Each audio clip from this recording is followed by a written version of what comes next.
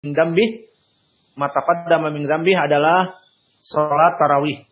Dan begitupun yang diucapkan oleh Imam Ibnu Qudamah di dalam kitabnya Al-Mughni, mujallad yang pertama halaman 455, bahwa qiyamus syahri Ramadan dinamakan juga dengan salatut tarawih. Dan begitupun ucapan Syekhul Islam Ibnu Taimiyah di Majmu' al-Fatawa dan yang lainnya. Maka salatut tarawih dia adalah qiyamul Ramadan, dan ini nama yang mendekati kepada as-syar'i. Setelah kita masuk kepada definisi, di bab yang pertama kita masuk kepada bab yang kedua,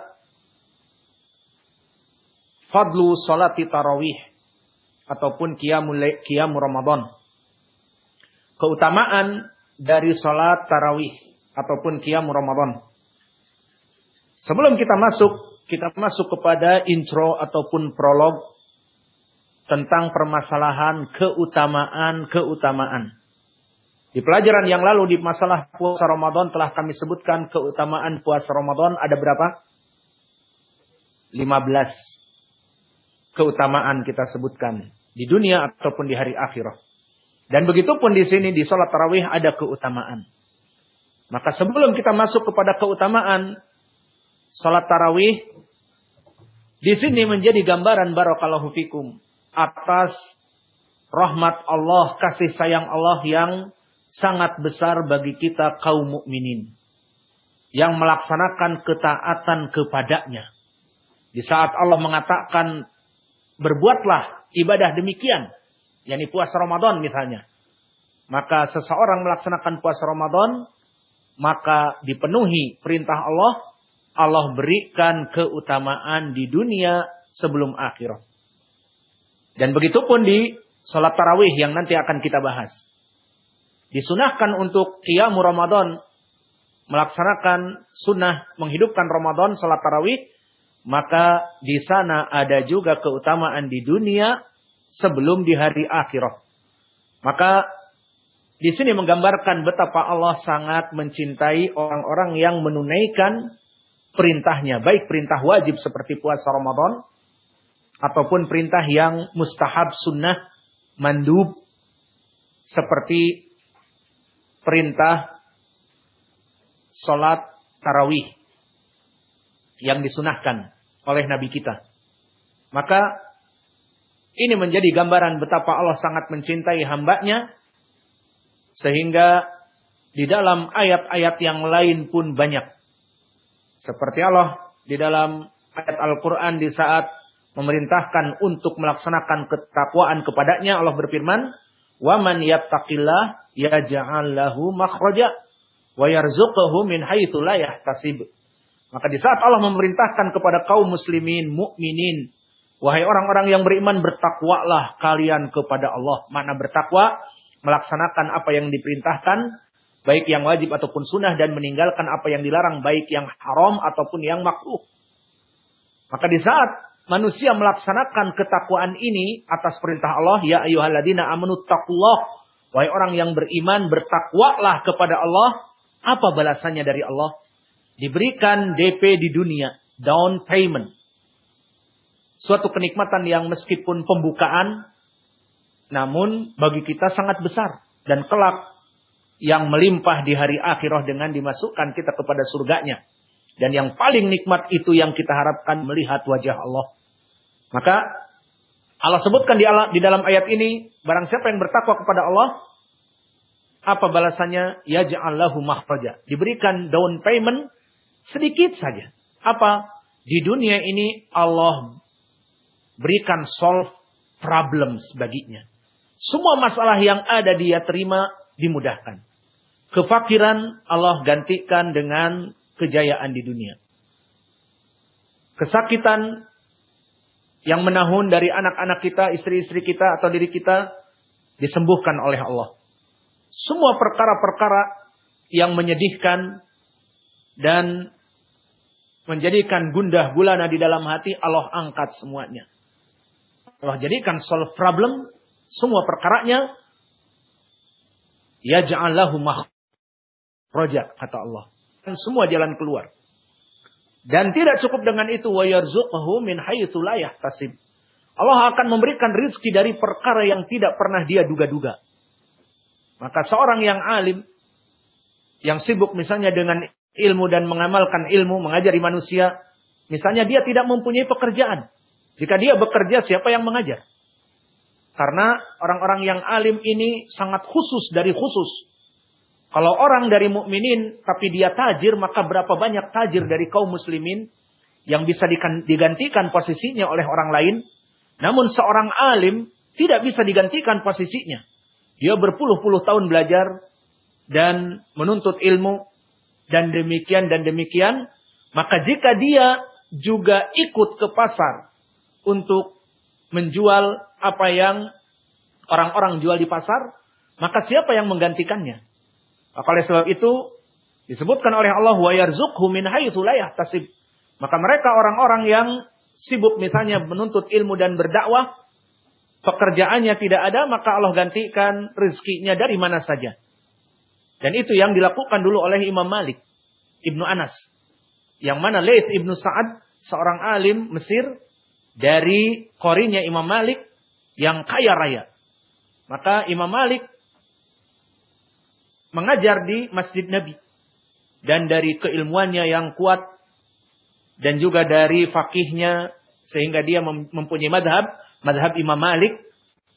Maka sayang kalau dia bekerja, menjual sesuatu di pasar di Madinah. Maka berkata Laits Ibnu Sa'ad, duduklah kamu mengajar manusia saja. Ilmu kamu lebih bermanfaat bagi seluruh manusia di alam raya ini. Daripada kamu seperti kami ikut jual beli, berbisnis dan sebagainya. Akhirnya duduklah Imam Malik, diberi oleh Laits Ibnu Sa'ad 1000 dirham. Satu keping dirham emas, ini ada 1000 keping dirham emas. Maka Allah alam, apakah setiap tahun, apakah setiap 6 bulan, atau apakah setiap berapa bulan, yang jelas itu disebutkan di kitab tarikh. Maka di sini Allah berikan makhrojan, jalan keluar bagi Imam Malik dan rizki yang tidak terduga-duga. Akhirnya semakin dia mencurahkan ilmunya, semakin manusia bermanfaat bagi manusia dirinya, dan semakin bertambah rizkinya. Itulah keadaan yang Allah jadikan, wa man yattaqillah yaj'al lahu makhraja wa yarzuqhu min haitsu la yahtasib. Ini contoh. Maka begitupun kembali setelah kita mengetahui prolog tadi, bahwa dari kenikmatan Allah yang besar, jika Allah memerintahkan kepada kaum mukminin perintah, Allah gandengkan dengan kenikmatan di dunia dan juga di hari akhirah. Begitupun di dalam permasalahan salatul tarawih. Maka dari keutamaan salatul tarawih, barakallahu fikum, di dunia dia akan diampuni dosa-dosanya. Keutamaan yang pertama apa? Orang yang melaksanakan salat tarawih, qiyamul Ramadan, diampuni dosa-dosanya. Mana pendalilannya? Seperti di hadis yang muttafaqun alaih dari Abi Hurairah. Berkata Rasulullah sallallahu alaihi wa ala alihi wasallam, "Man qama Ramadan imanan wa ihtisaba, ghufira lahu ma taqaddama min dzambihi." Maknanya, barang siapa yang qama Ramadan, maknanya membangun salat tarawih, menghidupkan malam-malam Ramadan, diampuni dosa-dosa yang telah lalu. Maka hadis ini disebutkan dengan takyid imanan wahtisaban. Apa i'rab imanan wahtisaban? I'rabnya dia mansub karena hal. Maka takdirnya imanan wahtisaban, dalam keadaan dia beriman kepada Allah dan dalam keadaan ihtisaban, mencapai pahala dari keikhlasannya dari Allah Jalla wa'ala. Maka diampuni dosa-dosanya. Ini keutamaan yang pertama. Tinggal di sini pertanyaan. Makna dari diampuni segala dosa-dosanya yang telah lampau, dosa itu terbagi dua. Dosa besar dan dosa kecil. Maka mana dosa yang diinginkan? Apakah mutlak dan umum semua dosa? Jawabnya tidak. Dosa besar tidak masuk kepada ampunan dari amal-amal soleh secara direct ataupun otomatis, tidak. Maka seluruh amal-amal soleh seperti di dalam surat Hud Allah berfirman, Innal hasanat yudhibna sayyiat. Sesungguhnya segala kebaikan dari amal-amal soleh direct akan menghapuskan dan menghancurkan dosa-dosa. Itu dosa-dosa yang mana? Dosa-dosa yang kecil saja. Mana pendalilannya seperti di hadis yang diriwayatkan oleh Imam Muslim dari Abi Hurairah juga. Berkata Rasulullah sallallahu alaihi wa ala alihi wasallam, as-salawatul khams wal jum'ah ilal jum'ah wa ramadan ila ramadan wal umrah ilal umrah mukaffirat lima bainahun idza jatunibal kabair. Maknanya, salat 5 waktu dari zuhur menunggu asar, dari asar kepada maghrib, dari maghrib kepada isya, dari isya kepada fajar, terus menerus bersiklus ibadah-ibadah kita. Di antara fajar kita berbuat dosa yang kecil sampai zuhur, direct, otomatis diampuni dosa-dosanya. Itu maknanya. Mana pendalilannya? Idza jatunibal kabair. Selama terjauh dari dosa-dosa yang besar. Maka adapun dosa yang besar seperti minum khamr, berzina, makan riba, melaksanakan kesyirikan kepada Allah, dan banyak yang lainnya dari dosa-dosa yang besar, maka itu tidak bisa diampuni kecuali dengan taubatan nasuha. Adapun hanya sekedar innal hasanat yudhibna sayyiat, ini amal-amal soleh akan menghapus dosa-dosa kecil saja. Maka awas, jangan ada persepsi orang yang terus-menerus di bulan Ramadan melaksanakan dosa besar. Dan di malam-malam Ramadan melaksanakan dosa besar. Dengan harapan, alhamdulillah, siangnya kan aku puasa diampuni dosa-dosaku. Man soma Ramadan imanan wahtisaba ghufira lahu ma taqaddama min dzambi. Dan juga dengan salat tarawih, man qoma Ramadan imanan wahtisaba ghufira lahu ma taqaddama min dzambi. Barang siapa yang menghidupkan malam-malam Ramadan, diampuni dosa-dosanya. Maka berprasangka, berpersepsi seorang pelacur, di mana di malamnya dan di siangnya berbeda profesi. Maka di siangnya dia melaksanakan puasa dan melaksanakan salat-salatnya, dan mungkin dia dulu juga pernah menghafal Al-Quran, membaca Al-Quran, namun di malam hari alih profesi, menggunakan seragam PSK, maka sudah tidak ada lagi abaya ataupun kerudung, maka menggunakan make up, bibir yang merah, alhasil ganti kostum, kemudian berkata, malam ini aku berdosa, tapi besok aku akan berpuasa Ramadan, dan Allah akan mengampuni dosa-dosaku. Maka ini tidak yang diinginkan. Ataupun dia beroperasi sampai tengah malam, midnight.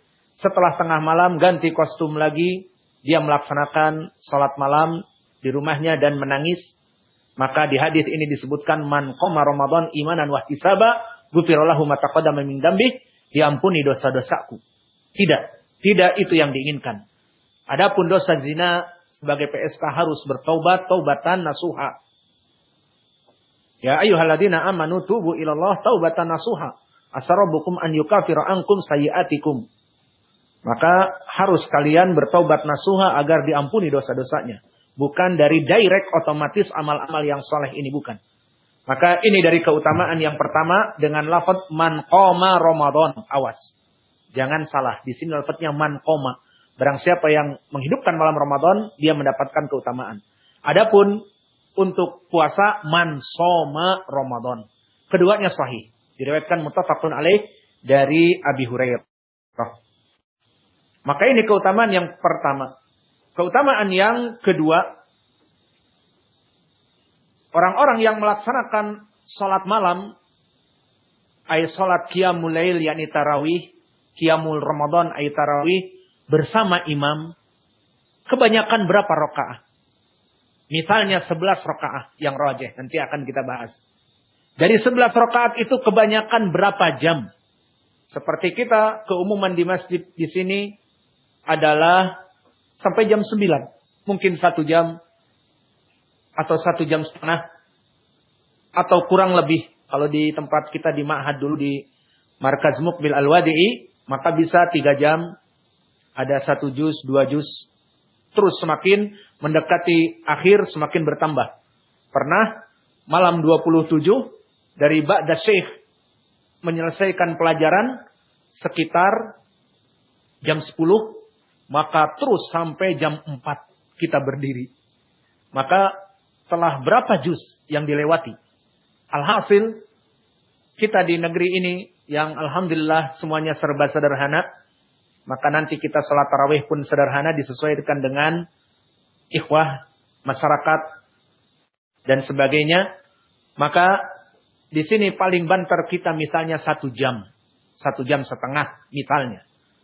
Maka di 1 jam setengah itu dari keutamaan orang yang melaksanakan sholat tarawih terutama bersama imam. Dari 1 jam, 1 jam setengah kita sholat di malam itu.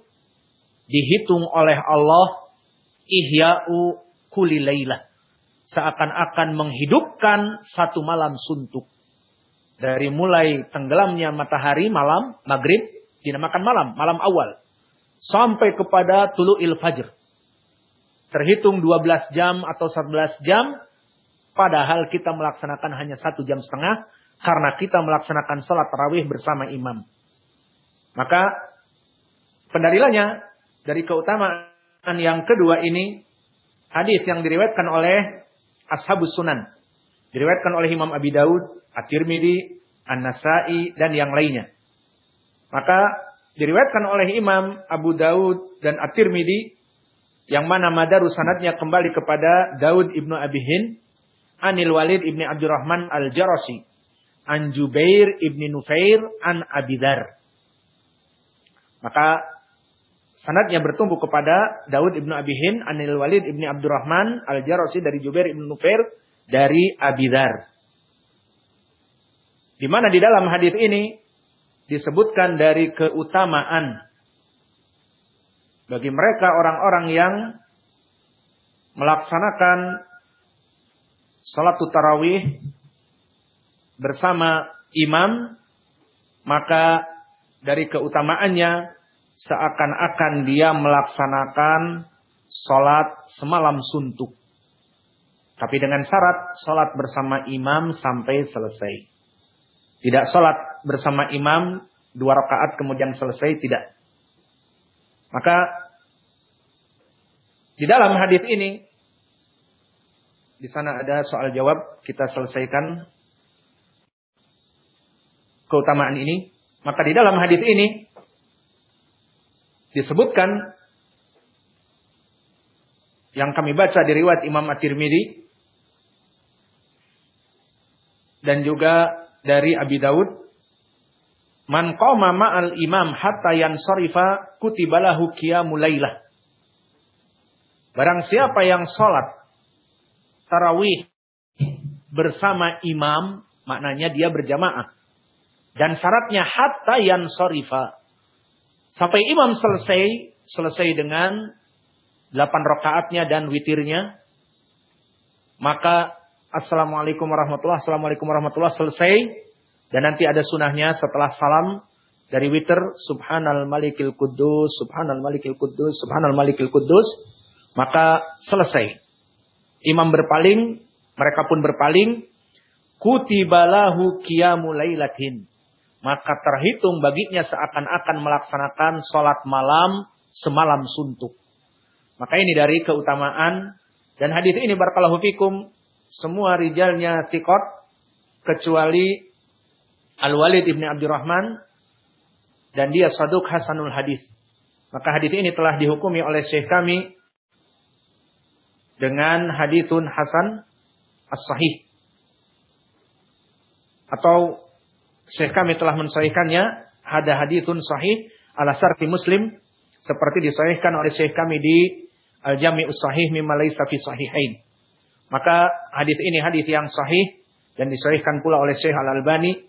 Maka dari hadis yang sahih ini keutamaan kita cukupkan dari keutamaan salat tarawih hanya 2 keutamaan dan yang lainnya kita sambung di waktu yang lain. Di sini ada pertanyaan yang singkat dan saya sudah berjanji untuk menjawabnya. Silahkan dibaca.